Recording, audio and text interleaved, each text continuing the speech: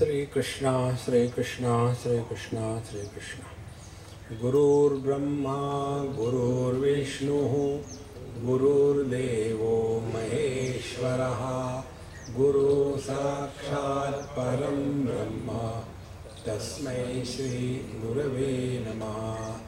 तस्मै श्री गुरवे नमः। श्रद्धावान लभते ज्ञानम तत्परः संयतेन्द्रियः।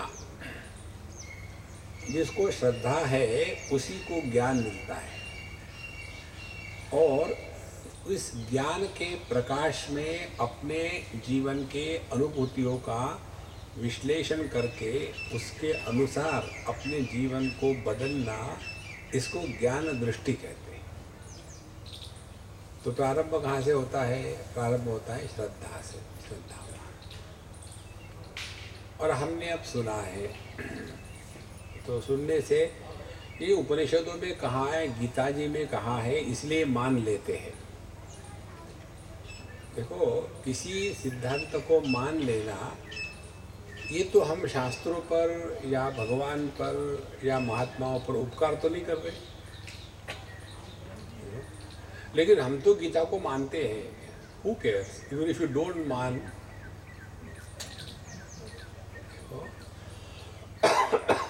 हमारे मानने से गीता बड़ी है क्या? तो इसीलिए केवल इसी में संतुष्ट होना कि हम तो भैया गीता को मानते हैं, उससे कुछ नहीं होगा। मानने के पश्चात हमको अपने इस ज्ञान को, जिसको हम इंफॉर्मेशन कहेंगे, केवल इंफॉर्मेशन है, इंफॉर्मेशन के साथ इंटरेक्शन करनी है।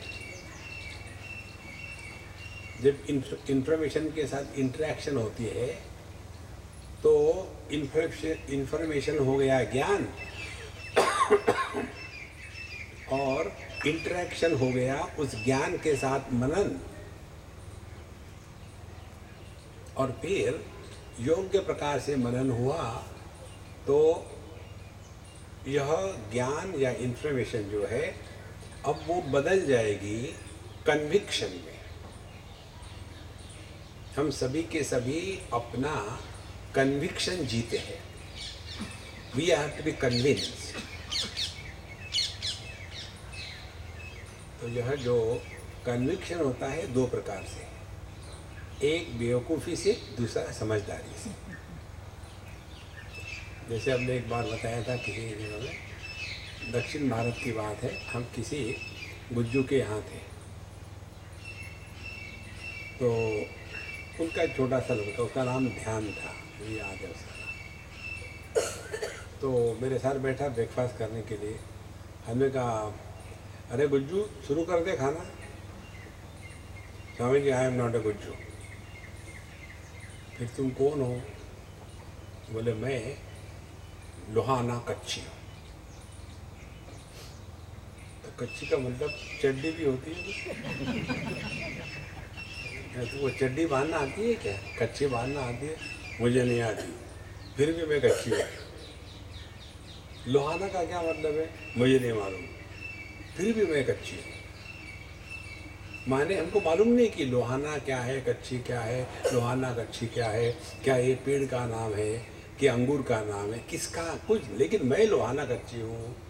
और वो इतना कन्विंस है उसमें कि उसको मैंने गुज्जू कहा तो नहीं एक्सेप्ट किया। तो हम पूरे जीवन में जो जीते हैं वो अपना अपना कन्विक्शन जीते हैं, और इस कन्विक्शन के पीछे कोई लॉजिक नहीं, रीजन नहीं, विचार नहीं। अब यही बात अपने जीवन में देखो, हम सभी के सभी देहात्म भाव से जीते हैं कि मैं देह हूं। और इसमें क्या लॉजिक है? देखो, एक लड़का था, अब तो बड़ा हो गया, शादी भी हो गई। जब वो छोटा था तो उसको मैं चिढ़ाता था। वो हमेशा लड़कियों से बड़ा गुस्सा करता था। I hate girls, I don't like girls. और मैं उसको हमेशा ले जा करके लड़कियों के बीच में ले जाता हूँ, भाग जाता है। तो मैंने कहा तू क्यों भागता है, तू तो लड़की है ना। नहीं मैं लड़का हूँ। अब इतना छोटा सा लड़का है, तुम लड़का हो तो लड़की के जैसे ही तो दिखते हो। देखो इनको दाढ़ी नहीं है, तुमको दाढ़ी नहीं है, ये प्यारी प्यारी है, तुम प्यारे प्यारे हो, तो तुम लड़के कैसे हो? तुम लड़की हो, तुम्हारे मम्मी डैडी ने तुमको कंफ्यूज कर दिया कि तुम लड़के हो। अब वो इतना परेशान, घर जा कर के मम्मी मुझे सच सच बताओ कि मैं लड़का हूँ कि लड़की हूँ। तो हम सभी के सभी इस कन्विक्शन पर जी रहे हैं कि हम देह है, और जब तक कि ये कन्विक्शन नहीं बदलेगा तब तक के हमारी जीवन की प्रणाली, जीवन का जो स्रोत है वो नहीं बदलेगा। और जिसको हम सत्य मानते हैं उसी के बारे में विचार करते हैं। जैसे हमने अपने आप को सत्य माना है देह के रूप में, तो विचार हमेशा देह के संदर्भ से ही होगा कि मैं स्त्री हूँ, मैं पुरुष हूँ, मैं जवान हूँ, मैं बूढ़ा हूँ, मैं पति हूँ, मैं पत्नी हूँ, मैं सास हूँ, मैं बहू हूँ। ये सब का सब इसका मूल आधार देहात्म भाव। देखो संत, इसीलिए यह जो हमारा कन्विक्शन है कि मैं देह हूँ, ये जैसा दृढ़ कन्विक्शन है वैसा ही दृढ़ कन्विक्शन पहले होना पड़ता है कि मैं देह से अन्य हूँ। जब तक कि ये नहीं होगा तब तक के आपके मन में दुनिया को लेकर के विचार आना बंद नहीं होगा। हमारी परिस्थिति कैसी है मालूम है? हम दर्पण के सामने खड़े रहते हैं और कहते हैं दर्पण में मेरा प्रतिबिंब नहीं आना चाहिए, ये असंभव है, आएगा ही आएगा। लेकिन मुझे नहीं चाहता है, तुम्हारे चाहने से क्या होगा, वो उसका स्वभाव है, वो आएगा ही आएगा। उसी प्रकार से जब तक के देहात्म भाव है तब तक के दुनिया में फंसे रहोगे। तो ज्ञान दृष्टि क्या हो गई? अब साधना का तात्पर्य देहात्म भाव की निवृत्ति। अब उसके लिए क्या करें? उसके लिए अब ध्यान से सुनना, खेलना शुरू करो। आध्यात्मिक जीवन खेलना शुरू करो। कैसे खेलते हैं? जैसे बच्चे लोग नहीं खेलते घर में, घर घर भाई बन जाता है पति, बहन बन जाती है पत्नी, और खेल रहे। तो वो क्या असल में पति पत्नी बनते हैं? खेल रहे। इसीलिए उनको पति होने का दुख नहीं और पत्नी होने का सुख नहीं। दोनों को मालूम हम खेल रहे, थोड़ी देर तक के खेलेंगे फिर छोड़ देंगे। इसी प्रकार से हमको देहात्म भाव से निवृत्त होना है तो हमको ये खेलना पड़ेगा। क्या खेलना है? समझो मैं देहात्म भाव से मुक्त हो गया तो अनुभव कैसा होगा?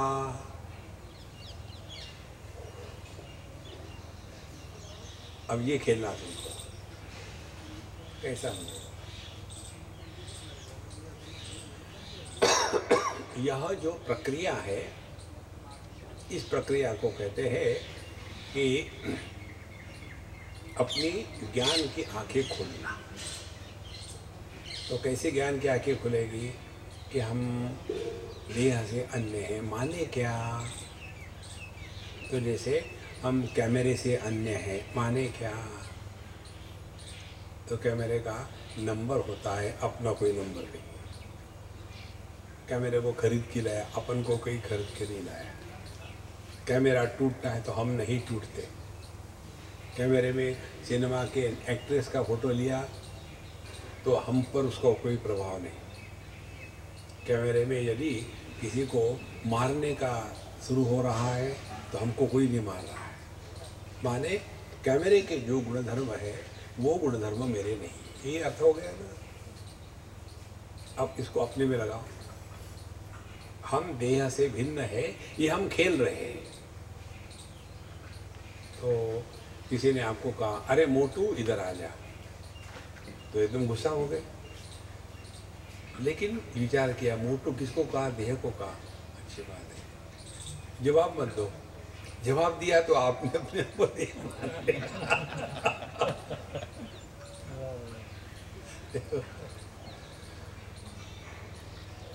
आप कहीं जा रहे और आपको कहा अरे गधे कहाँ जा रहे हो, मुझे गधा क्यों कहा,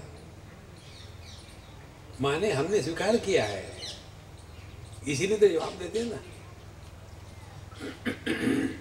एक संत थे, उनके साथ उनका चेला था, और ये दोनों गए भिक्षा मांगने के लिए।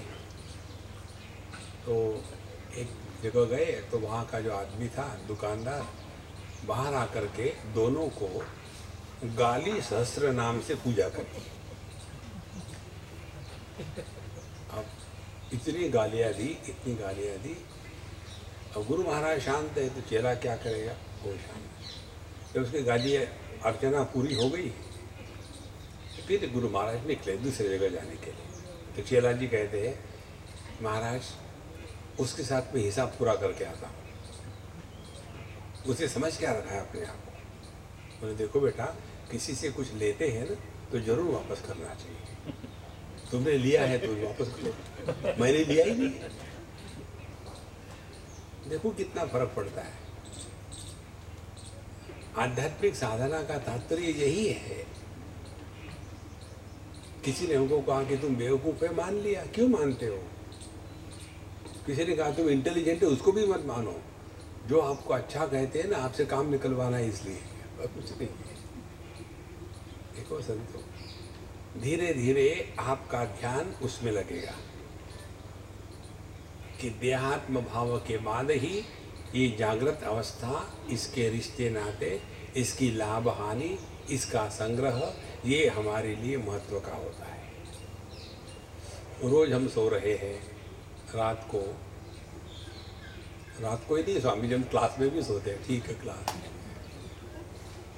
तो जब हम सो रहे उस समय हम कौन होते हैं, क्या होते हैं, कहाँ होते हैं, इन 3 प्रश्नों का चिंतन करो। तो गहरी नींद में हम कहीं नहीं होते, कब नहीं होते और कुछ नहीं होते, और इसीलिए एक भी वृत्ति नहीं, एक भी विचार नहीं, इसीलिए आनंद ही आनंद। देखो हम लोग इतना विचार करते, और विचारों के देखो कैसा है। तो किसका विचार करते हैं, जिसको हमने सत्य माना है और जिसको हमने महत्व दिया है, इन दोनों चीज़ों का विचार करते हैं। जैसे हमने महत्व किसको दिया है, अपने बच्चों को। हम एक ही समय में दोनों होते हैं, बच्चे भी होते हैं और माँ बाप भी होते हैं। अपने माँ बाप को लेकर के हम बच्चे हैं और अपने बच्चों को लेकर के माँ बाप हैं। अब हम अपने माँ बाप को लेकर के इतना परेशान होते हैं क्या, जितना बच्चों को लेकर के होते हैं। कारण क्या है, माँ बाप को हमने स्वीकार किया है विदाउट चॉइस। कभी किसके दिमाग में ऐसा प्रश्न उठ करके दुख हुआ है क्या, काश मेरी माँ माधुरी दीक्षित जैसी होती। नहीं, जैसी है वैसी है। लेकिन जब बच्चों की बात आती है, अरे रामा, देखो स्वामी जी लोगों के बच्चे मेरिट में आते, मेरा बच्चा क्यों फेल हो रहा, क्या कारण है। तो फिर उसको कहो कि छोड़ो, जैसा है ठीक है, नहीं मुझे बताओ ऐसा क्यों हो रहा है, आप क्या बताएं। तो हमको ये पूछा था बम्बई में किसी, हमने कहा अम्मा छोड़ो इस विचार को। नहीं मैं तो आपसे उत्तर लेके जाऊंगी। लोगों के बच्चे मेरिट में आते, मेरा बच्चा क्यों 4 बार फेल हो, क्या कारण। हमने कहा अम्मा, इमली के पेड़ को कभी आम लटकते देखे क्या।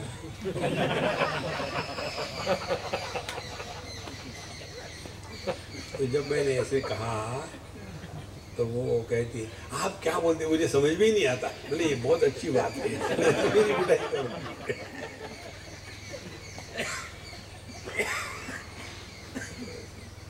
इस चक्कर में मत पड़ना ज़्यादा, बस जहाँ तक draw a line this far not further, don't go beyond limits. जीवन का लक्ष्य स्पष्ट हो गए। हम यहाँ अपने स्वरूप में निष्ठा प्राप्त करने के लिए आए हैं। जैसे गाय रखते हैं दूध के लिए, गोबर फ्री में मिल जाता है, लेकिन उसको उपयोग नहीं होता क्या? अरे उपयोग होता है, लेकिन क्या गोबर के लिए कोई गाय रखता है? वो तो बाय प्रोडक्ट है ना। इसी प्रकार से ये जीवन जो है ये बाय प्रोडक्ट है। जीवन का मूल लक्ष्य, जैसे गाय का मूल लक्ष्य दूध है, उसी प्रकार से अपने जीवन का मूल लक्ष्य है अपने माध्यम से परमात्मा पूरे के पूरे रूप में प्रकट हो गए। देखो, भगवान के दर्शन के चक्कर में मत पड़ना। भगवान के दर्शन से कुछ नहीं होता। स्वामी जी आप ये कैसे बताते हो? सुनो, हम आपको अधिकार से बताते हैं। आप सबको कहानी पता है ध्रुव की, सुरुचि और सुमति। ये सुमति का लड़का था और सुरुचि उसकी सौतेली माँ थी, और उसको अपने बाप के गोद में नहीं बैठा दिया तो बच्चे को गुस्सा आया। गुस्सा करके निकल गया और वहाँ नारद जी उसको मिले। नारद जी ने कहा ठीक है, तुमको ऐसा स्थान चाहिए ना जहाँ से कोई तुमको हिला नहीं सके, जप करो ओम नमो भगवते वासुदेवाय। और ध्रुव जी ने जप किया। कितनी उम्र थी? 5 साल की। 6 महीने किया। भगवान साक्षात सामने खड़े हो गए। खड़े होने के पश्चात, अब छोटा सा बच्चा, उसको मालूम भी नहीं कैसे बात करनी है, तो भगवान ने अपना मोबाइल उसको टच किया, शंख उसके गाल को, तो उसके मुख से दिव्य प्रार्थना निकलना शुरू हो गई। उसके पश्चात भगवान ने कहा कि देखो तुमने जिसलिए प्रार्थना करेगी मैं प्रसन्न हो गया हूँ, तुमको ये राज्य मिलेगा और ऐसा स्थान मिलेगा जहाँ से तुमको कोई नहीं हिला सकता। और भगवान ने उसको आगे बोलने का चांस ही नहीं दिया, गायब हो गए। दर्शन तो हो गया, उसकी इच्छा पूरी हो गई। लेकिन उसके बाद क्या हुआ? जब ध्रुव राजा बन गए पृथ्वी के, तो उनका जो सौतेला भाई था सुरुचि का पुत्र उत्तम, वो बद्रीनाथ के एरिया में गया और वहाँ गुंडागर्दी करने लग गया। तो वहाँ के जो निषाद थे उन्होंने उसको मार दिया। तो उसको मारा तो ध्रुव को बड़ा गुस्सा आया, मैं सबको मार के रखूँगा, सभी निषादों को मैं एकदम नष्ट कर दूंगा। और निकला सैन्य लेकर के सभी को मारने के लिए। और भगवान के भक्त मनु जी महाराज वो उनको मिलते हैं कि ध्रुव तुम क्या कर रहे हो? ठीक है, तुम्हारे भाई को किसने मारा था, तुम उसको मारो, पूरी जाति जमाती को खत्म कर देना, ये कौन सी बात है? क्या तुमने भगवान का दर्शन करने के बाद ऐसा कार्य किया तो लोग ऐसा ही कहेंगे ना कि भगवान के दर्शन से क्या फर्क पड़ता है, तुम्हें क्या फर्क पड़ा है? ध्यान से सुनो। इसीलिए भगवान के दर्शन को जीवन में महत्व लिमिटेड देना। भगवान हमारे माध्यम से प्रकट होवे, ये महत्व की बात है। देखो, बिजली हो लेकिन बल्ब नहीं हो तो लाइट कहाँ से मिलेगा? तो परमात्मा बिजली है, हमको बल्ब बनने, लेकिन हम ट्यूबलाइट बने। देखो बल्ब ट्यूबलाइट पर बने। तो भगवान जब हमारे माध्यम से प्रकट होने हैं तो भगवान तब प्रकट होंगे कि जब हम उसके लायक होंगे, तब ना। देखो, कोई भी काम हमको करना हो तो हम देखते हैं ना कि कौन लायक है, ये काम कर देगा। तो जैसे मुझे खाने के लिए चाहिए तो मैं धर्मेंद्र को थोड़ी मांगूंगा, उस अम्मा को मांगूंगा। और मुझे कुछ कंप्यूटर का काम कर रहा तो उसको नहीं मांगूंगा, इसको मांगूंगा, क्योंकि हर एक का अधिकार भिन्न है। इसको मैं कहूँगा कि अच्छा मुझे खाना खिला दो, तो ये एक पेन ड्राइव दे देगा, खा लो। अब इसमें इसका थोड़ी दोष है। देखो, इसीलिए जैसे हम अपने कार्य के लिए योग्य व्यक्ति को ढूंढते हैं, उसी प्रकार से परमात्मा अपने कार्य करने के लिए योग्य व्यक्ति को ढूंढ रहा है। तो आध्यात्मिक साधना क्या हो गई? हम अपने आप को ऐसे लायक बनावे कि भगवान हमको चूज करे। कितनी सिंपल बात है। यही सब कुछ साधना है। पाना बिना कुछ नहीं है, लायक बनना है। और इस मार्ग पर रिजर्वेशन का कोटा नहीं है, एकदम स्पष्ट समझ लो। There is no quota. नहीं स्वामी जी आपके लिए ठीक है, आप सन्यासी हो, हम तो गृहस्थ है, हमको कैसे संभव है? माने क्या गृहस्थों के लिए कोटा चाहिए? अरे शादी करी तो क्या क्वालिफिकेशन है? देखो महाराज, अपने आप को हमको लायक बनाना है। इस दृष्टि से जो जीवन जीता है उसकी ज्ञान दृष्टि खुल गई। तो ज्ञान दृष्टि का अर्थ दुनिया में परिवर्तन नहीं लाना, परिवर्तन अपने में लाना है। जैसी पूरी भगवत गीता अर्जुन ने सुनी तो उसने सब सुनने के पश्चात युद्ध का प्रसंग, उसमें कोई बदल हुआ क्या? बदल किस में हुआ? अर्जुन में हुआ।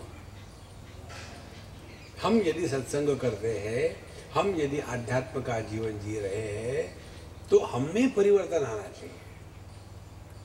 और जो व्यक्ति अन्य को बदलने के लिए निकलता है, उसने ये निर्णय ले लिया अब तो मैं बदल चुका हूं, अब मुझे और कोई बिगाड़ नहीं सकता।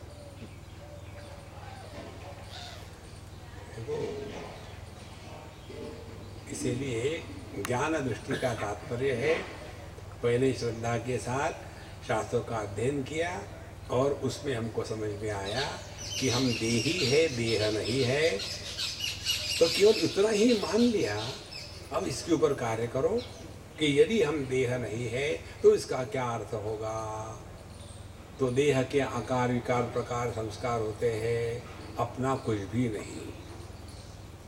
देह का जन्म बढ़ना और मृत्यु होता है, अपना कुछ भी नहीं। देहात्म भाव के बाद ही पति पत्नी, भाई बहन, दोस्त दुश्मन, अमीर गरीब, गुजराती बंगाली होते हैं। हम यदि देह के परे हैं, इन चीज़ों से हमको कुछ लेना देना नहीं। इस ज्ञान से अपने जीवन को चलाना, इसको कहते हैं ज्ञान दृष्टि। इससे जब हम चलाएंगे तो क्या होगा? हम रिएक्ट करना बंद करेंगे। Normally we react, we don't act. जैसे एक्टर जो होता है ना स्टेज पर, वो समझो होगा वैष्णव ब्राह्मण होगा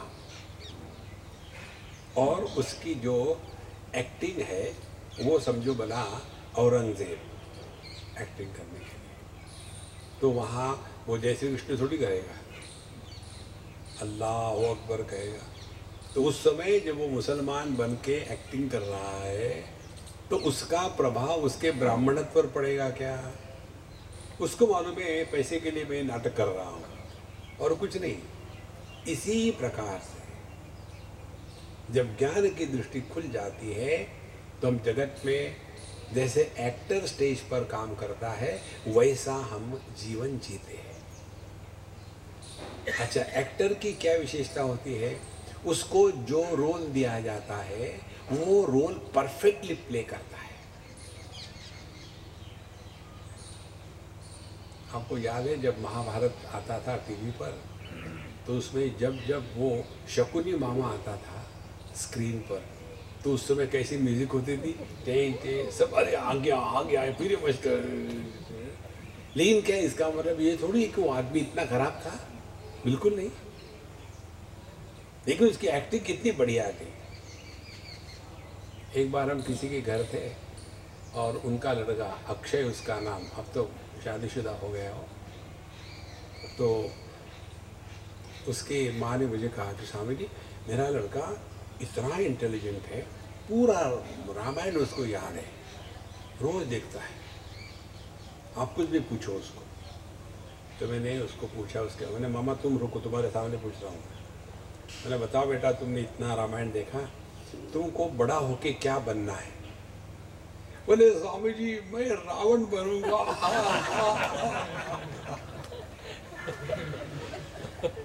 अब उसके माँ का चेहरा देख लीजिए। रामानंद सागर आत्महत्या करेगा।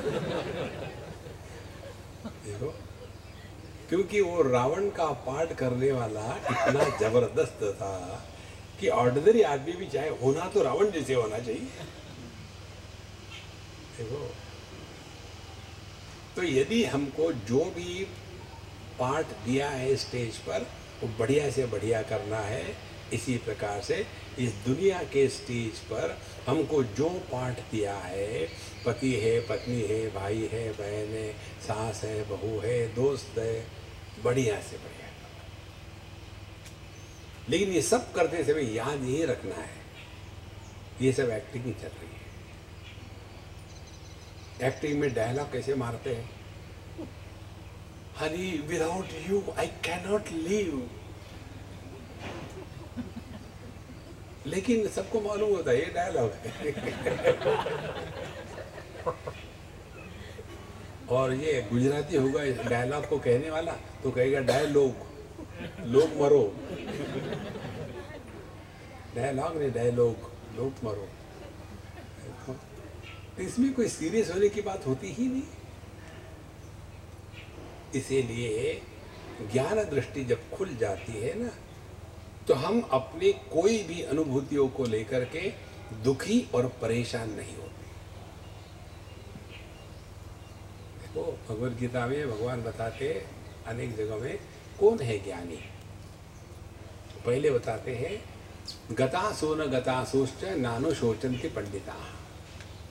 ज्ञानी वो है कि जो दुखी नहीं होता। तो ज्ञान की दृष्टि को खोलने का तात्पर्य हो गया जीवन में दुखी होने से इनकार करना। दुख हमारे जीवन में किसी अन्य के कारण आ सकते हैं, लेकिन आदमी दुखी अपने चॉइस से होता है। इसको मत भूलना कभी। जैसे हम लोग जाते हैं ना किसी दूसरे देश में, तो इमिग्रेशन के समय में आपको एक फॉर्म देते हैं, भरना पड़ता है। आप किसी टेररिस्ट ऑर्गेनाइजेशन के एक्टिव मेंबर हो क्या? Yes no. अब कौन लिखेगा यस? ये वो होता है क्वेश्चन। फिर आपकी जेब में कोई गन पिस्तौल है क्या? Yes no. इसी प्रकार से जब हम इस दुनिया में प्रवेश कर रहे थे ना, तब हमको इमिग्रेशन के काउंटर पर एक फॉर्म दिया था सबको। आप भूल गए होंगे, मैंने भूला। तान्य हम वेद सर्वाणी न त्वं वेत्थ परंतप। भगवान कहते चतुर्थ अध्याय में, बहूनि मे व्यतीतानि जन्मानि तव चार्जुन तान्य हम वेद सर्वाणी न त्वं वेत्थ परंतप। अर्जुन, हम दोनों ने कई बार जन्म लिए, मैं जानता हूँ तुम नहीं जानती, यही फर्क है। तो क्या दिया था फॉर्म हमको जब हम दुनिया में प्रवेश कर रहे थे? एक ही फॉर्म और एक ही क्वेश्चन, ज़्यादा नहीं। और ऑप्शन 2 यस नो। क्वेश्चन ये था, अनित्यम असुखम लोकम एवं प्राप्य, ये प्रश्न था। तुम अब यह अनित्य दुख प्रदान करने वाले लोक में प्रवेश कर रहे हो। You are entering America like that. यहाँ दुख और अनित्य लोक में प्रवेश कर रहे हो। प्रश्न, क्या तुम दुखी होना चाहते हो? Options yes no. जिन्होंने यस टिक मार किया है वो सब दुखी हो। अब चॉइस दिया था आपको, इसी तरह चॉइस दिया था। तब आपने स्वयं होकर के यस कह दिया, तो भगवान क्या कहेंगे? वो तो ऑल कंपैशनेट है। अच्छा बेटा, भारतवर्ष के सभी दुख तुम्हारे पास है, तो हो जाओ दुखी। और जो आदमी दुखी होता है वो बेवकूफ होता है। देखो, ये बेवकूफ की हमने एक बार कहानी बताई थी। एक आदमी पागल खाने में गया अपने किसी रिश्तेदार को मिलने के लिए। ये भी पागल ही होगा, नहीं तो कैसा रिश्तेदार वैसा होगा। और जब निकला, शाम हो गई थी, अंधकार हो गया था और पागल खाना बड़ा दूर था शहर से। तो उसके दिमाग में ज़रा देख लूँ ठीक ठाक तो है गाड़ी। पागल आदमी हर चीज़ 10 बार चेक करता है, अपने पर ही विश्वास नहीं। तो बूढ़े लोगों का होता है ऐसा। हम एक बार कलकत्ते में किसी बूढ़े के साथ रहते थे, हर बार दरवाज़ा बंद करने के बाद दरवाज़ा खट खट कर इतना ज़ोर से खींचता था। हमने कहा कि हम उनको मामा कहते थे, मामा इतना ज़ोर से खींचते हो दरवाज़ा निकल आएगा धीरे धीरे। तो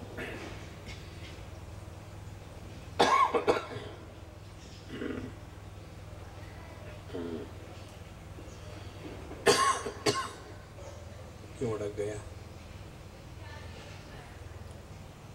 अच्छा, तो जब हम कोई भी कार्य करते हैं तो कैसा उसमें फंस जाते हैं ये हमको देखना है। तो हमने स्वयं को कह दिया कि हम दुखी होना चाहते हैं, तो भगवान क्या कहेगा? अच्छा मैं दुखी हूँ। एक्सरसाइज योर फ्रीडम, और फ्रीडम यही है, यही आध्यात्मिक साधना है, दुखी मत होना।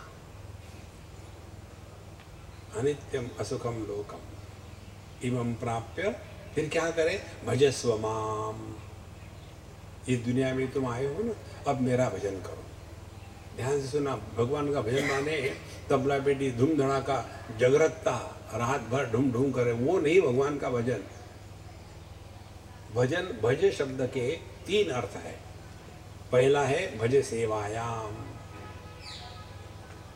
जिसकी हम सेवा करते हैं उसमें हमको प्रभु का दर्शन करना है। हम भगवान की सेवा कर रहे हैं, मनुष्य की नहीं कर रहे।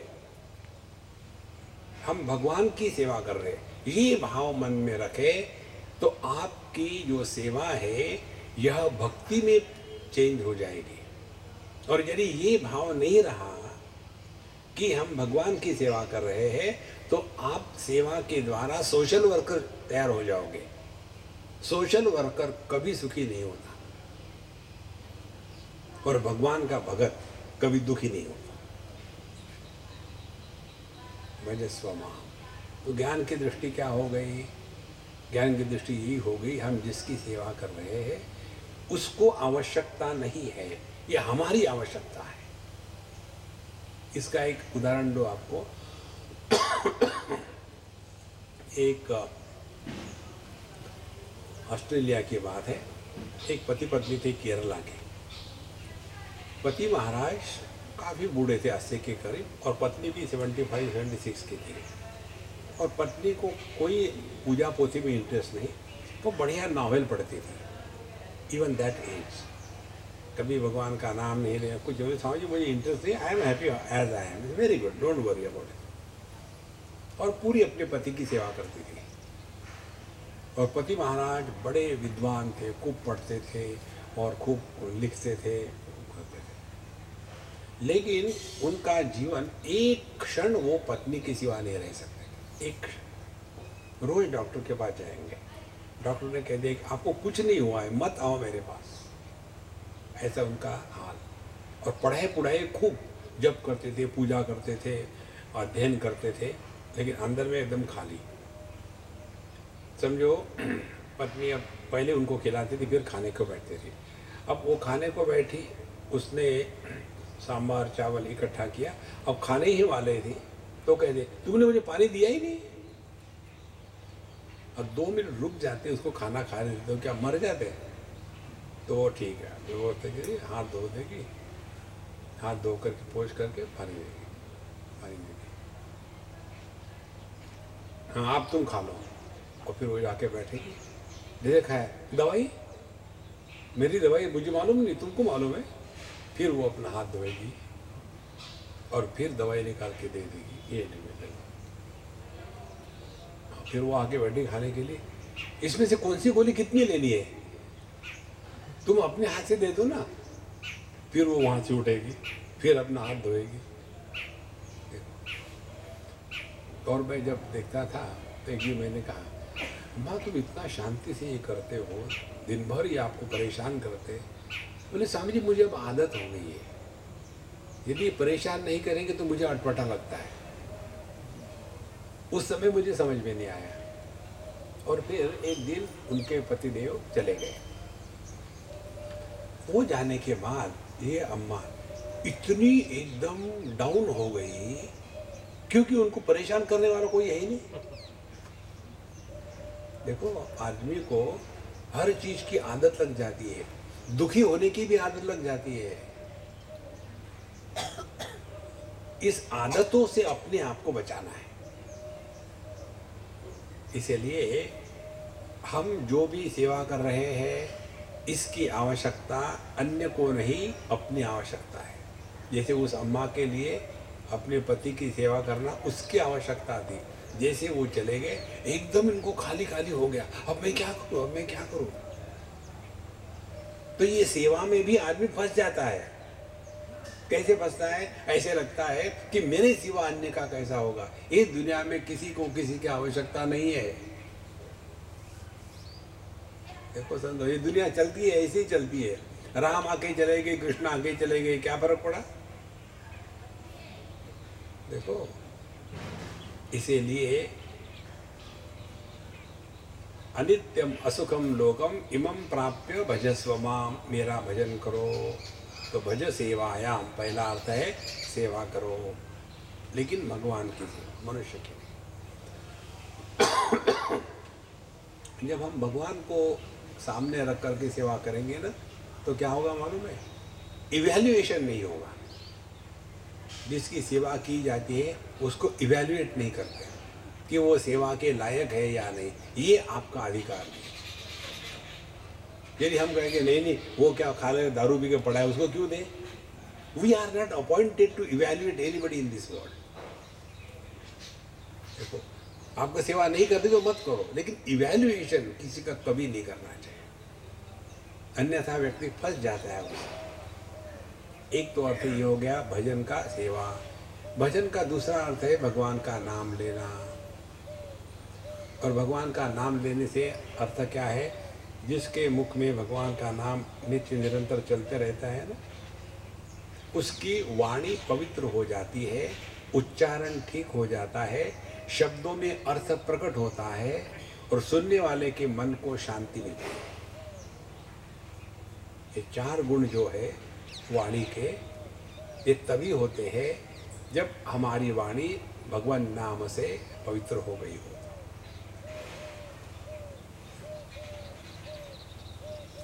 अभी हमारी स्थिति क्या है? हम कहते कुछ है और सोचते कुछ है। इसके कारण हमारे ज्ञान में और क्रिया में भेद आ गया।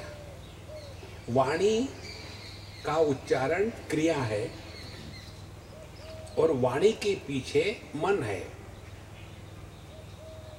देखो, तो वाणी और मन दो बातें हो गई। वाणी हो गई क्रिया, मन हो गया ज्ञान। यदि हमारा ज्ञान क्रिया का समर्थन नहीं करता और हमारी क्रिया यदि ज्ञान को प्रकट नहीं करती, तो इन दोनों में तफावत बढ़ जाएगी। और जितना हम अपने ज्ञान का अनादर करते हैं, उतना हमारे ज्ञान की शक्ति नष्ट हो जाती है। साधु संत एक आध बात कह देते हैं तो अगले व्यक्ति का पूरा विचार प्रवाह बदल जाता है, और हम सामने डंडा लेके कहे उसको ऐसा करो, वो नहीं करता। कारण क्या है? देखो, कारण यही है कि साधु संतों के शब्दों में अर्थ प्रकट होता है। तो ज्ञान दृष्टि क्या हो गई कि जो हम सोचते हैं क्या वही हो रहा कि नहीं।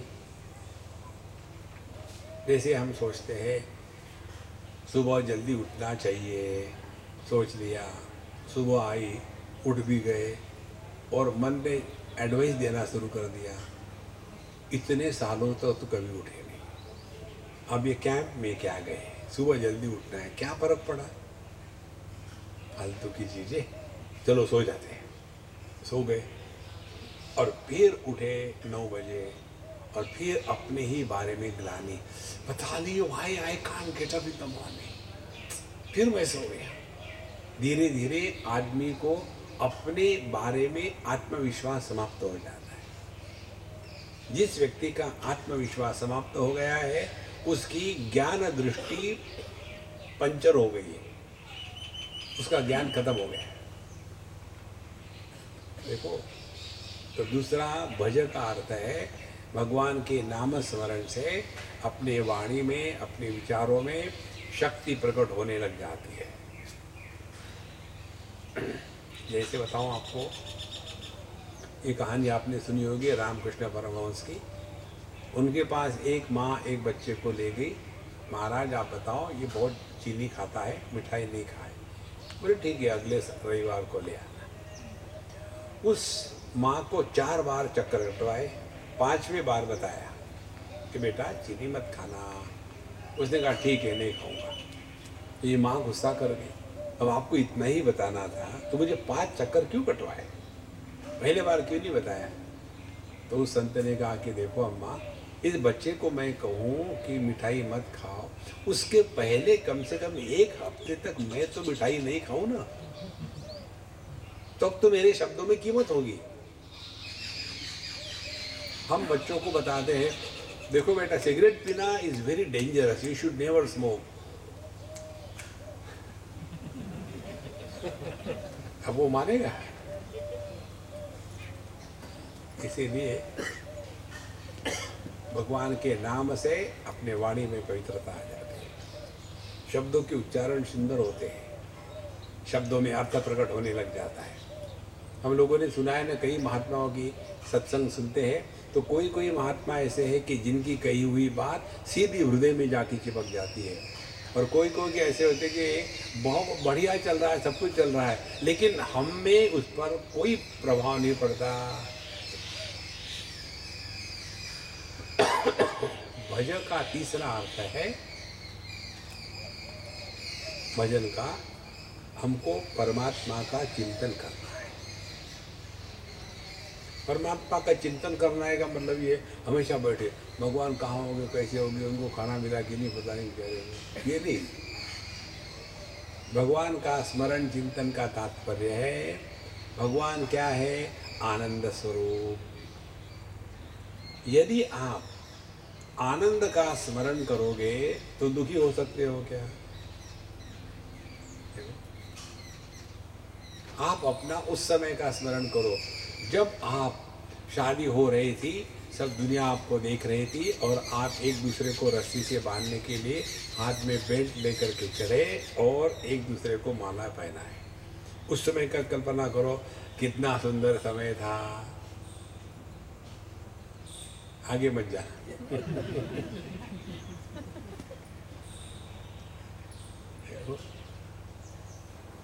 तो अच्छी बात का स्मरण करके आदमी प्रसन्न होता है ना। तो भगवान का यदि स्मरण करेंगे तो उसका अर्थ क्या होगा, हम हमेशा प्रसन्न रहेंगे। तो ज्ञान दृष्टि क्या हो गई? अब हम अपने माध्यम से प्रभु को प्रकट होने दें, ये ज्ञान दृष्टि है। और उसके लिए हमको लायक बनना है। और लायकी यही है कि छोटी छोटी बातों में फंसो मत। और जैसे जैसे आपका देहात्म भाव खत्म होने लगेगा, फिर आपके अंतःकरण में एक जिज्ञासा प्रकट होगी। देहात्म भाव खत्म होने के क्या लक्षण है महाराज? देहात्म भाव खत्म होने के लक्षण है हमारे मन में दुनिया को लेकर के कम से कम प्रश्न उठते हैं। देखो, आज हम इस अम्मा के यहाँ चल रहे थे तो उसको बता रहे थे, हम चल रहे हैं, इधर से सूरज है और हमारी परछाई पर उसने पैर रख दिया, तो हम ये फील करेंगे क्या कि मेरा अपमान हो गया? या हमारे परछाई पर एक डॉगी आया और उसने आत्म प्रदक्षिणा करी और फिर मंत्र का उच्चारण किया, ओम पूर्णमदः पूर्णमिदं पूर्णात् पूर्णमुदच्यते। तो यदि उसने वो किया तो क्या हमको दुख होगा? क्या हम उसके बारे में किसी के साथ डिस्कस करेंगे? इसलिए नहीं करेंगे क्योंकि उस परछाया को हमने सत्य के रूप में स्वीकार नहीं किया है। देखो दिखती है लेकिन होती नहीं। इसी प्रकार से जब ये दुनिया को हम सत्य मानेंगे तभी दुनिया के बारे में विचार आपके मन में आएंगे। तो जितना देहात्म भाव कम हो जाता है उतने दुनिया के बारे में विचार आना अपने आप कम हो जाते, कुछ करना नहीं पड़ता। लेकिन हमने अपने आप को देह के साथ ऐसा जकड़ के रखा है। अच्छा देह के साथ रहो, वहाँ नहीं लिमिट करते हम लोग, आगे चले जाते हैं, फिर बन जाते हैं पति पत्नी भाई बहन माँ बाप और जिंदगी भर दुखी रहते हैं। कैलिफोर्निया में एक गुजराती क्या खाने के लिए गए हम, तो 12-12:30 बजे का टाइम दिन का। हमने कहा भाई आपके सुपुत्र दिखते नहीं कहीं, क्या बात है? स्वामी जी वो अपने कमरे में लेट रहा है, आप उसको उठा के ले आओ। उस दिन मुझे पता चला कि there is nothing like free dinner in America. तो मैं गया उसके कमरे में और वो बहुत बड़े बेड पर डायगोनली भुजंगासन में सो रहा था और ह्यूज स्ट्रक्चर 6+4+। मैं जब उसको देखा मैंने बोला अच्छी बात, मैंने कहा बीमार होगा, ठीक है। बोले स्वामी जी बीमार नहीं है, वो हमेशा ऐसा आलसी यूजलेस है, मैं तो तंग आ गया इससे। अब मैंने समझ लिया आप कंप्लेन बॉक्स खोलने वाला है, आप किसी को खाना खिलाओ, इसका मतलब ये है कि इतना टॉर्चर करो।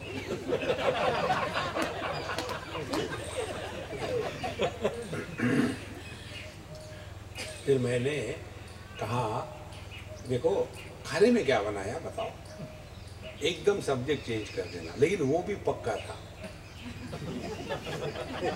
फिर शुरू कर दिया, स्वामी जी जब हम बैक होम थे इंडिया में तो हमारे पिताजी जब हमारे कमरे में आते थे तो हम दौड़ के दूसरे कमरे में जाते, उस कमरे में रहने की हमारी हिम्मत नहीं होती। और अब क्या हाल है, जब मेरा लड़का मेरे कमरे में आता है तो मैं भाग के दूसरे कमरे में क्या मेरी लाइफ है। हमने कहा कि आपने स्वयं बताया आप केवल दौड़ने के लिए पैदा हुए, पहले बाप के कारण अब बेटी के दौड़ते रहो, मिल्खा सिंह बनो और कुछ नहीं हो। इस चक्कर से अपने आप को बचाओ, ज्यादा इस दुनिया में मत उलझना, ये ऐसी ही है, नहीं तो हम ऐसे फंस जाते हैं। तो अपने माध्यम से प्रभु को प्रकट होने देना है, उसके लिए लायक बनना है। लायकी आएगी जब हम देहात्म भाव का त्याग करेंगे। देहात्म भाव का त्याग करेंगे तो हमारा यह देहात्म भाव खत्म हो रहा है, इसका एक लक्षण है दुनिया को लेकर के परेशान होना बंद हो जाएंगे। दूसरा लक्षण है अब हमारे अंतःकरण में तत्व जिज्ञासा जागृत हो जाएगी। कस्त्वं कोहम कुतमायातः कामे जननी को मे तातः इति परिभावय सर्वमसारं विश्वं त्यक्त्वा स्वप्न विचारम भज गोविंदम भज गोविंदम। ये फिर हमारा चिंतन शुरू हो जाता है कि असल में हम है कौन। जो देह नित्य निरंतर बदल रहा है, जिसका जन्म हुआ था, जो जिसमें परिवर्तन हुए, जो मरने वाला है, क्या ये देह मैं हो सकता हूँ? ना तो हमको अपने जन्म का अनुभव है, ना तो बढ़ने का अनुभव है, ना तो मरने का अनुभव है, और फिर भी हम उसी को लेकर के जिंदगी भर यही चिंता करते हैं कि मरने के बाद क्या होगा। जिंदा थे तब कुछ हुआ क्या? नहीं, मरे कुछ नहीं होगा। देखो, और ये ऐसा दिमाग में फिट बैठ गया है, दूसरा विचार ही नहीं आता। एक बार हम कहीं स्कूल में लेक्चर दे रहे थे जवान लड़कों के सामने, 10वीं 12वीं के लड़के, तो उनको टॉपिक डिफरेंट होता है।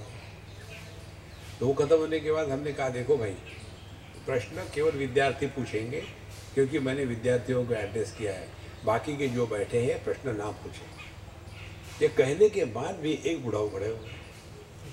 स्वामी जी मेरा एक प्रश्न है। I said no please, I am not going to answer your question. तो मैंने ऐसा कहा तो बड़ा गुस्सा आ गया। बुढ़ाओं को गुस्सा आने के लिए कोई टाइम नहीं लगा, फट से आ जाता है। ट्यूबलाइट नहीं है, गुस्से के लिए बल्ब है, समझने के लिए ट्यूबलाइट है। और फोन फोन करके निकल गया। अरे हूँ क्या वो, और सब कुछ हो गया। फिर हम वो प्रिंसिपल के कमरे में गए। हमने कहा कि प्रभु वो एक सज्जन प्रश्न पूछ रहे थे, वो आपके स्कूल के थे क्या? बोले हाँ हमारे स्कूल के। मैं उनको बुलाऊँ, मैं उनसे क्षमा मांगता हूँ। तो आए, मैंने कहा भगवान क्षमा करना, मैंने आपके प्रश्न का उत्तर नहीं दिया इसलिए। गुस्से में तो थे। आपको क्या मालूम मेरा क्या प्रश्न था? हमने कहा भगवान आपका प्रश्न ये था कि मरने के बाद क्या होता है। अरे आपको कैसे पता चला? हमने कहा आपके चेहरे से। आप जी थोड़ी रहे हो, मरने की राह देख रहे हो। जो आदमी जी रहा है वो मरने का प्रश्न थोड़ी पूछेगा कि मरने के बाद क्या होगा। तो बोले हाँ मेरा वही प्रश्न था। हमने कहा वो योग्य स्थान पर नहीं था इसलिए मैंने जवाब नहीं दिया। बोले आप दे दो, नाम दे देते। तो हमने पूछा भाई आप कौन हो, हिंदू हो कि मुसलमान हो? बोले ऑफ कोर्स मैं हिंदू हूँ। हमने हम तुमको जला डालेंगे। बोले नहीं।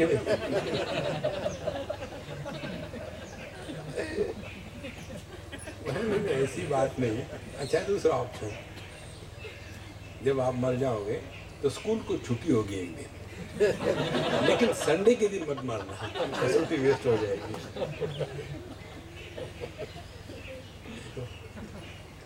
फिर और परेशान हो गए। नहीं, after death what happens, what happens to the soul. तो हमने उनको पूछा कि बोले ये बताओ आप क्या पढ़ाते हो? बोले मैं फिजिक्स पढ़ाता हूँ।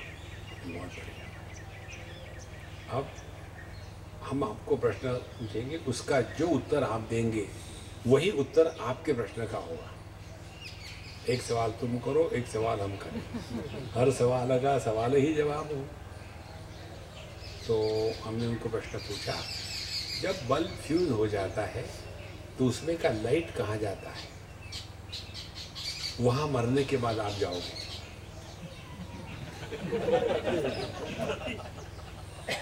अब वो मुंह खोल गया।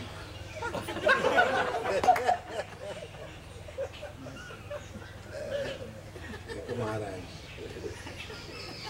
मरने भी नहीं देते।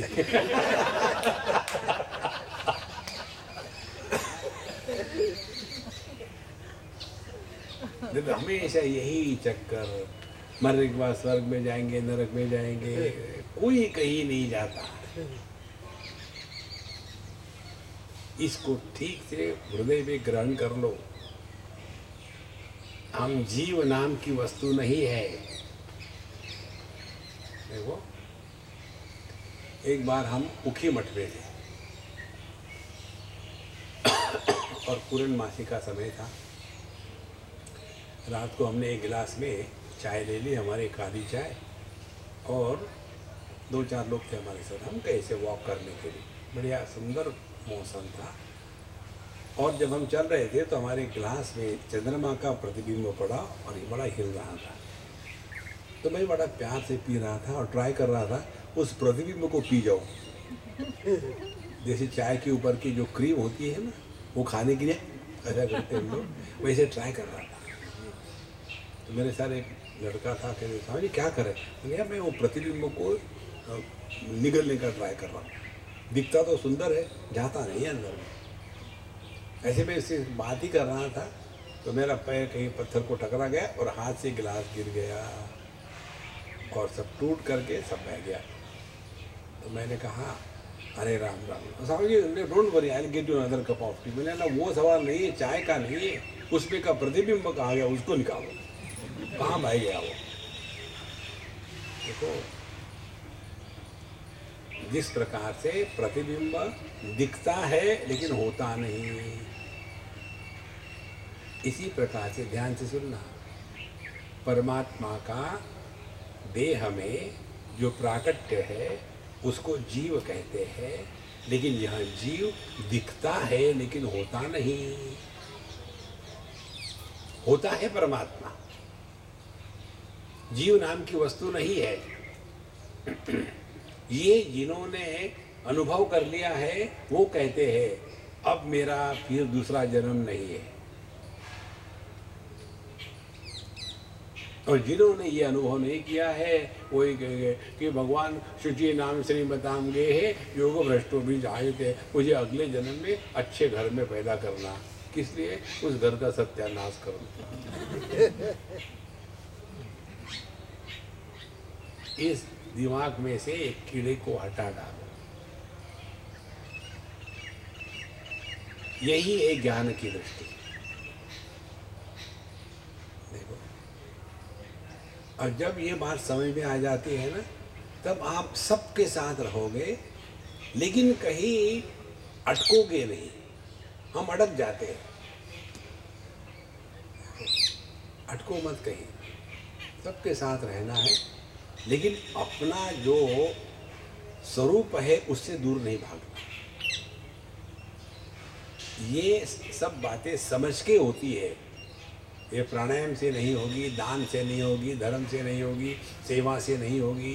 भगवान शंकराचार्य स्पष्ट कहते हैं, कुरुते गंगा सागर गमनम व्रत परिपालनम अथवा दानम ज्ञान विहीन सर्वमतेन भजति न मुक्तिम जन्म शतेन।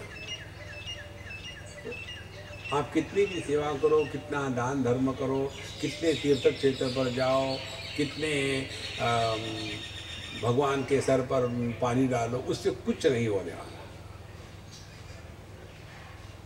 ज्ञान विहीन, जब तक ये ज्ञान दृष्टि नहीं खुलेगी तब तक के हम इसी चर्म दृष्टि से देखते रहेंगे और दुखी होंगे।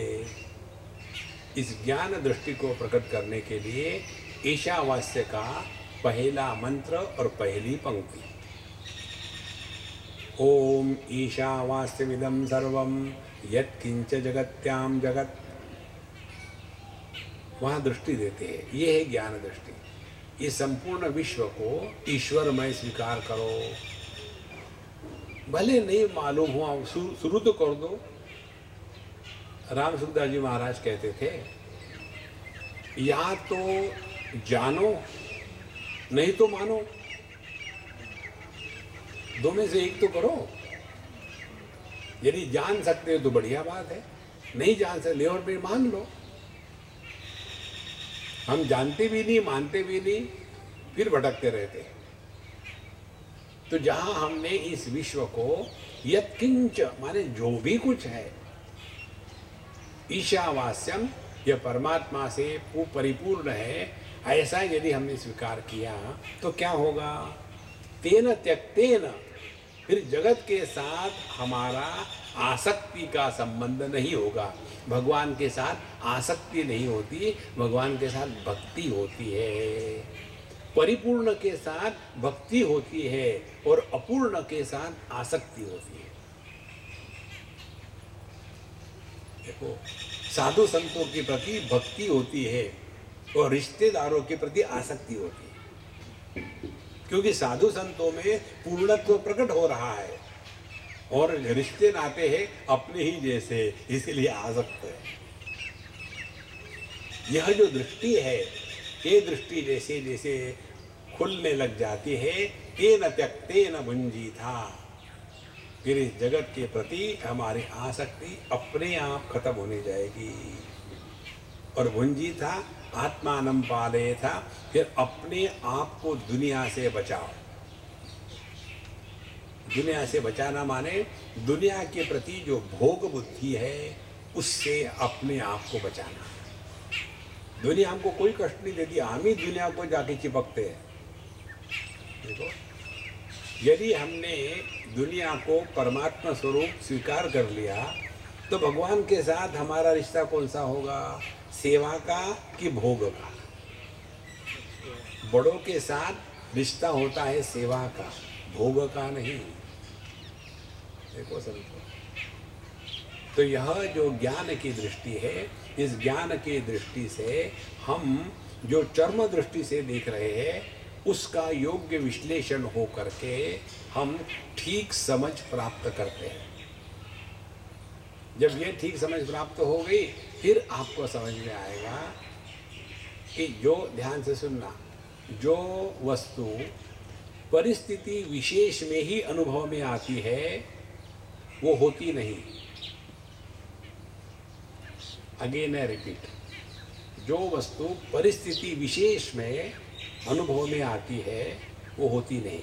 उदाहरण के, जो मृग तृष्णा हमको दिखती है, मिराज वाटर, मिराज वाटर कभी सुबह सुबह दिखाए क्या किसी को? 6 बजे यार सुबह उठा था मैं, चारों तरफ मिराज वाटर पड़ा हुआ। अरे यार ब्लफ मारो, लेकिन ठीक से मारो। मिराज वाटर कब दिखता है?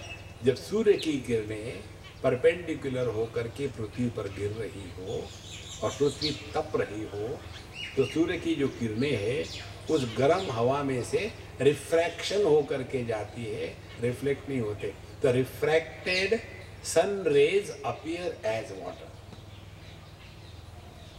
तो फिर उसमें पानी के सब गुण धर्म दिखते हैं। कोई ट्रक जा रहा हो तो उसका प्रतिबिंब दिखेगा, सब दिखेगा, लेकिन होता कुछ नहीं।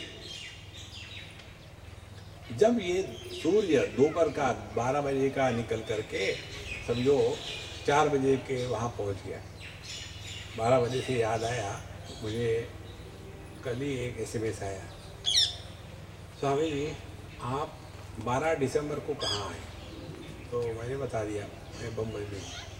बोले संभाल के रहना, 12 दिसंबर 2012 सरदार धूम मचा देंगे।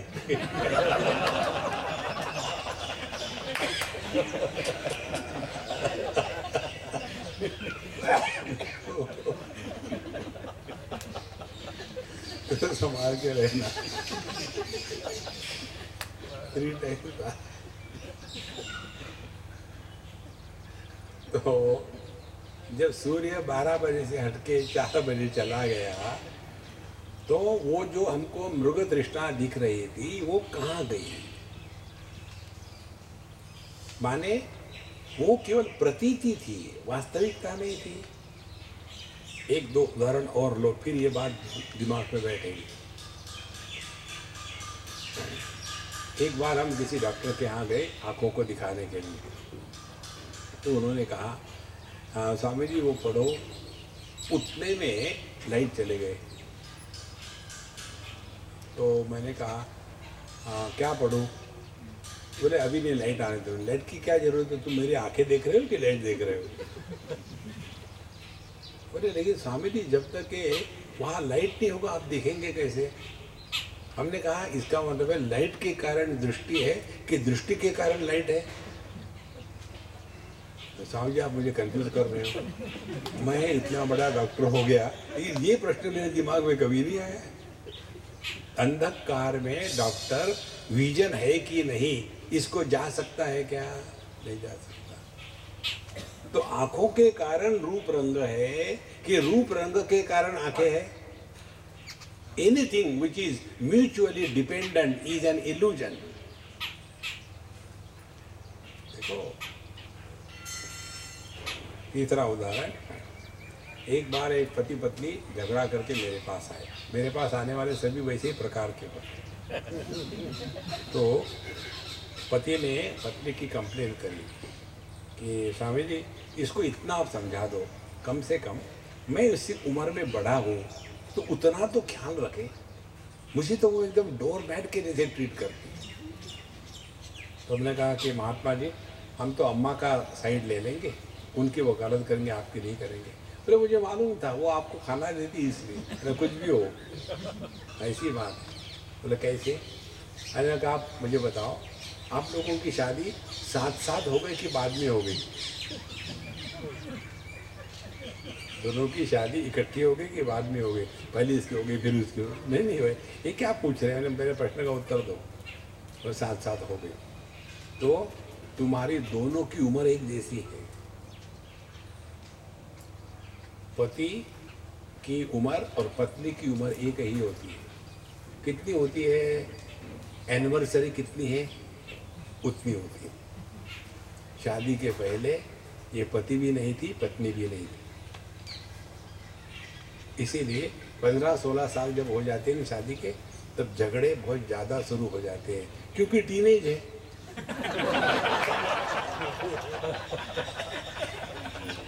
टीनेज में समझदारी बहुत कम होती है।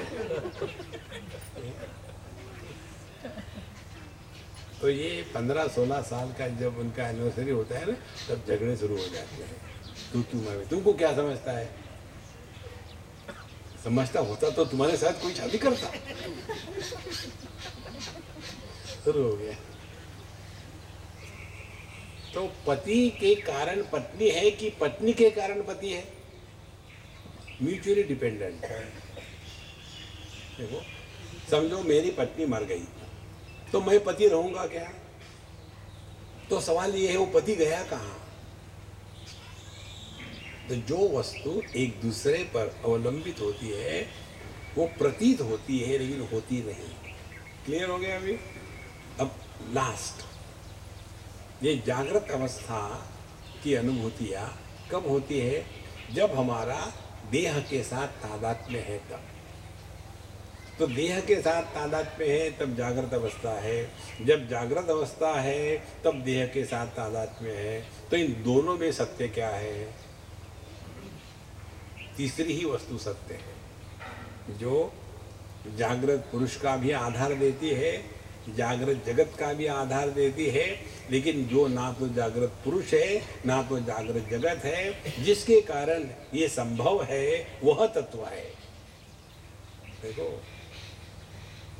तो आदमी जो पति को आधार दे रहा है और पत्नी बनने के बाद जो विदुर को आधार देता है, वह आदमी इस पति से और विदुर व्यक्तित्व से दोनों से भिन्न है।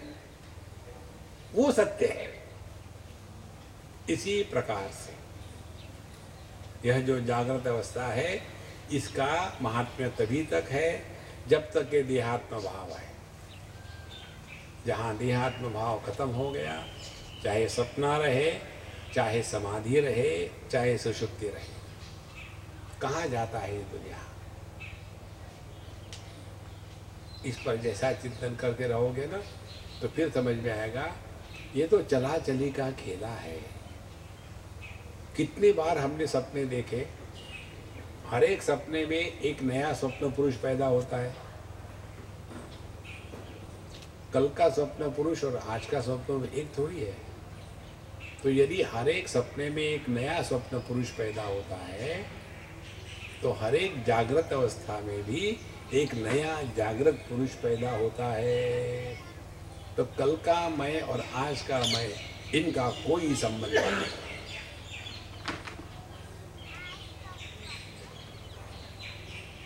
लेकिन हमने अपने आप को क्या समझ रखा है? यही समझ के रखा है, कल का मैं और आज का मैं एक हूँ। इसी को कहते ईगो। इस ईगो तत्व को ठीक से समझ लो ना, तो आप देखो इस ईगो से मुक्त हो जाओ। ईगो किसको कहते हैं? Summation of our total past till date, that burden is called as ego. और कोई भी बोझा रहे तो आदमी बोझे को उतारने का प्रयत्न करता है ना।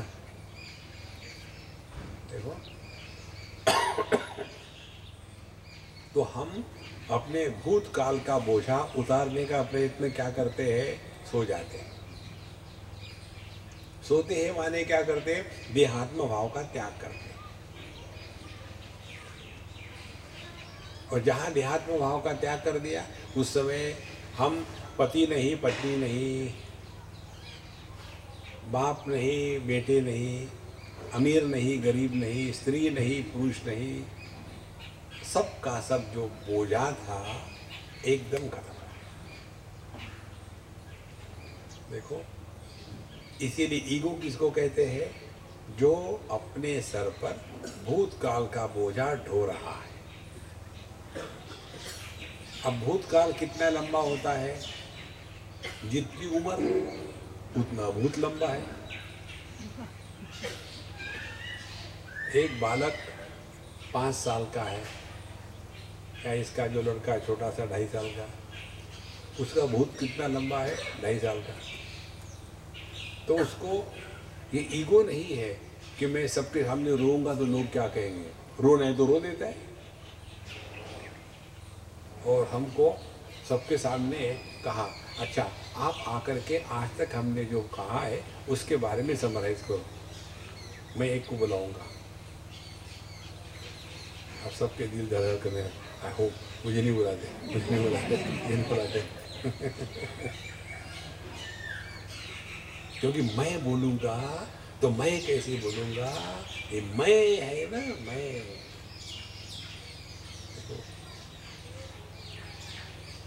इसलिए जितना भूत लंबा उतना ईगो स्ट्रांग। इसीलिए बुढ़ाओ लोगों का ईगो स्ट्रांग होता है और छोटी मोटी चीज़ों में भी इशू बना लेते हैं। इस घर में तो हम फर्नीचर से भी गए भी थे, कोई पूछता तक नहीं हमको, ईगो तकलीफ दे रहा। ईगो का अर्थ, stronger the ego more vulnerable to miseries. Lesser the ego, less vulnerable to miseries. Bhagwan has no ego, therefore all Paramananda. इसीलिए ईगो से छूटने के लिए उपाय क्या है, मौज में रहो, दुखी मत होना। एक बार प्रेमपुरी आश्रम में हमारा उन्होंने लेक्चर रखा, हमारे नित्य होते ही है वहाँ, स्वामी जी का ऐसा ऐसा प्रसंग है और आप हमको एक स्पेशल लेक्चर देना। ठीक है देते हैं। किस पर? हमने कहा ठीक है मौज में रहो। स्वामी जी अब हमको दूसरा कुछ सुनाइए, मौज में रहो, मौज में रहो, और कुछ सुनाइए ना। ठीक है। उस दिन हमने इतना दुखी कर दिया सबको।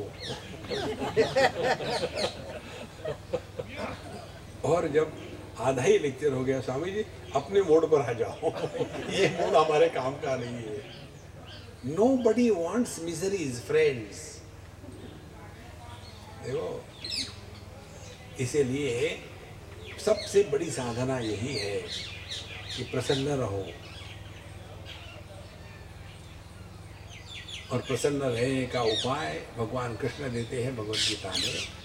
प्रसादे सर्व दुखानां हानिरस्योपजायते प्रसन्न चेतसो याशु बुद्धि पर्यवतिष्ठते। जो प्रसाद बुद्धि से जीता है, प्रसाद बुद्धि ये ज्ञान दृष्टि है। अब प्रसाद बुद्धि का अर्थ आपको बताऊं, ये वॉशिंगटन में हुआ था। हम आए कहीं से लंबी ट्रैवल करके, 9 बजे उतरे, नहा धो करके पहुँचे जहाँ हमारा रिट्रीट था 3 दिन का। तो पहुँचने के बाद लेक्चर हो गया। एक अंग्रेज़ अम्मा मुझे कहती है, Swami ji I want to talk to you, can we sit in the room? I said no, we will walk on the road in the garden, not inside the room. तो हम चल रहे थे, फिर शुरू कर दी उसने कहानी। मेरे हस्बैंड ने मुझे छोड़ दिया है, आई don't know what I should do, I wanted to call you to my house, but my house is so dirty. I don't feel like doing anything. मेरे लाइफ का मज़ा ही चला गया है। मेरी 2 लड़कियाँ वो अपने बॉयफ्रेंड के साथ चली गई, अब मैं अकेली हूँ, मैं क्या करूँ? हमने पहले रो लो, फिर बताओ। फिर हमने कहा मुझे बताओ, तुम्हारा जो डाइवोर्स हुआ है, एक के बाद एक का हुआ कि दोनों का साइमल्टेनियसली हुआ? तो बोले क्या? हाँ, मेरे प्रश्न उत्तर दो। दोनों इकट्ठे ही अलग हो गए कि अलग अलग हो गए? लेकिन इकट्ठे अलग हो गए। बहुत बढ़िया। तो डाइवोर्स तुम्हारा ही नहीं हुआ, दोनों का हो गया, और दोनों का हो गया। वो कैसा है? बोले वो मस्त है, he is enjoying life. If the same event is happening for both of you, one is enjoying and one is suffering, what is the reason? I don't know. अच्छा मैं बताता हूँ, उसने तुमको त्याग दिया इसीलिए वो मस्ती में है, और तुमने अपने को परित्यक्ता स्वीकार किया इसीलिए तुम दुखी हो। तो क्या करो?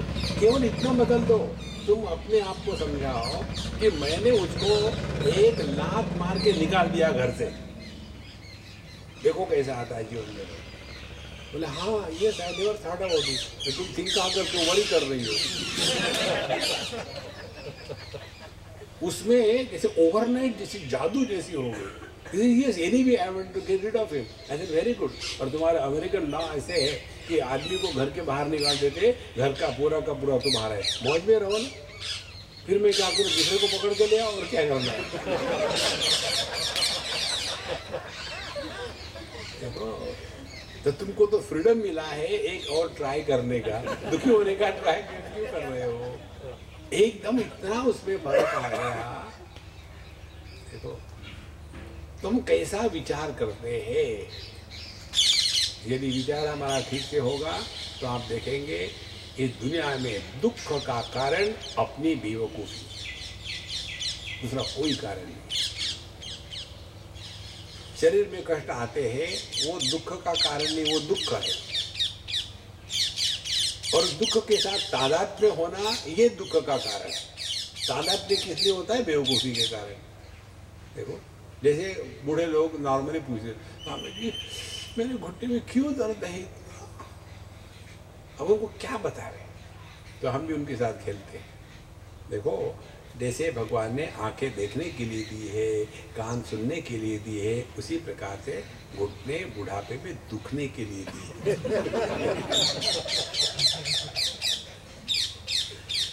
अब करोगे क्या, फिर सहल हो ना। दुख को आप 10 बार बताओ ना तो बढ़ जाता है। अपने दुख को निगल जाओ। एक उदाहरण दो, एक महात्मा जी के साथ हम थे, बिरला जी के घर मेन स्थान पर महात्मा जी बैठे थे, न्यूज़पेपर पढ़ रहे थे। इधर से हम, इधर से मिसेज बिरला।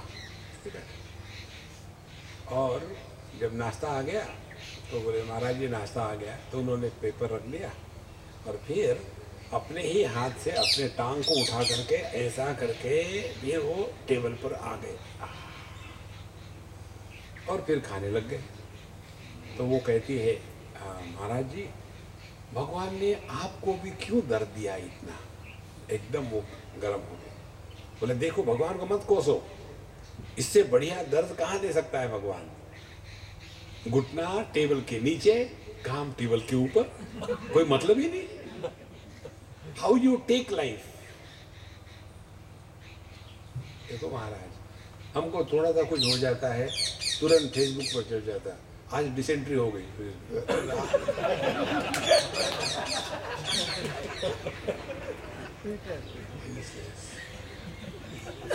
भाई जरूरत है, अरे अपने दुख को सह लो, दूसरे को मत बताओ। और अपने दुख से निवारण का टेक्निक हमने आपको बताया, अन्य दुखी की सेवा करो। दुख का निवारण मत करना, सेवा करना। दुख का निवारण करने हम जाते और ज़्यादा दुखी बनाते हैं। केवल जितनी सेवा हो सकती सेवा करो, बाकी उसको अपना दुख भुगतने दो। ये सब की सब जो हमने बातें करी है इसको कहते हैं ज्ञान दृष्टि। इस ज्ञान दृष्टि में आने से क्या हो जाएगा, अब ये जगत आपको परेशान करना बंद करेगा। जब जगत परेशान करना बंद करेगा तो आप पहुंच जाओगे संपूर्ण जगत के सुख दुख के अभाव। दुखेषु अनुद्विग्न मना, सुखेषु विगत स्पृहा। दुख के द्वारा उद्वेग नहीं, सुख में आसक्ति नहीं। तो सुख दुख होना न होना समान हो जाएगा। जब ये समान हो जाएगा तब दोनों का अभाव हो गया। सुख दुख को काटेंगे, दुख सुख को काटेंगे, और जो बचेगा इन दोनों के अभाव में वो अपना स्वरूप है। तो discover the presence in this absence. दुख आया चला गया, हम कहाँ गए, हम तो ज्यों के त्यों हैं। सुख आया चला गया, हम कहाँ गए, हम ज्यों के त्यों हैं। तो ध्यान जब हमारा इस तत्व पर रहेगा कि जो सब के आने जाने का प्लेटफॉर्म है, ये अपना स्वरूप है, लेकिन अब क्या हो रहा है कि जगत के आने जाने को हमने इतना महत्व दे दिया है कि हम अपने आप को भूल चुके हैं। ये जो अपने आप को भूलना है यही संसार का काम है। इस प्रकार से यह ज्ञान दृष्टि जब खुल जाती है तो व्यक्ति जगत में भिन्न प्रकार से व्यवहार करता है। इस जगत में वो उलझता नहीं। हम कैसे उलझ जाते हैं, आयुर्वेद अच्छा है, एलोपैथी खराब है। देखो, हमारा ध्यान कहाँ होना चाहिए? अपने स्वास्थ्य पर। हमारा स्वास्थ्य एलोपैथी से ठीक हो, होम्योपैथी से ठीक हो, आयुर्वेद से ठीक हो, यूनानी से ठीक हो, नेचुरोपैथी से ठीक हो, इसका मतलब नहीं स्वास्थ्य है कि नहीं ये महत्व की बात है। इसी प्रकार से हमको दुनिया से कोई मतलब नहीं है। मतलब ये है, are we at peace with our self off. इस समझदारी से जीने की प्रक्रिया को कहते हैं अब हमारी ज्ञान दृष्टि खुल गई है। इस ज्ञान दृष्टि का वर्णन तुलसीदास जी कहते हैं, ज्ञान मान जहु एक हो नाही। ज्ञान वो है जहाँ अभिमान नहीं होता। जब अभिमान नहीं है तो मान अपमान नहीं है, केवल आनंद ही आनंद है। इस ज्ञान दृष्टि को जागृत होने के पश्चात फिर दिव्य दृष्टि प्राप्त होती है। और वो दिव्य दृष्टि में केवल परमात्मा मात्र है। वो क्या है, कैसा है, इसको हम अंतिम सत्र में देखेंगे। तब तक के लिए हमें आज्ञा दीजिए। ओम पूर्णमदः पूर्णमिदं पूर्णात् पूर्णमुदच्यते पूर्णस्य पूर्णमादाय पूर्णमेवावशिष्यते। ओम शांति शांति शांति। हरि ओम। श्री गुरुभ्यो नमः। हरि ओम।